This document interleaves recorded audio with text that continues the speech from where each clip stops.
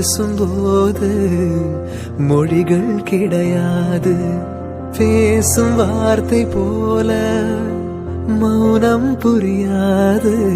கண்கள் பேசும் வார்த்தை கடவுள் அறியாது. உலவி திரியும் காற்றுக்கு உருவம் தீட்ட முடியாது.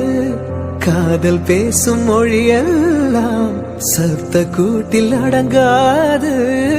இயற்கையின் மொழிகள் புரிந்துவிடு, மனிதரில் மொழிகள் தேவையில்லை.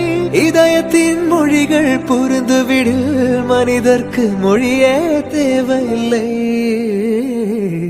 காற்றின் மொழி ஒளியா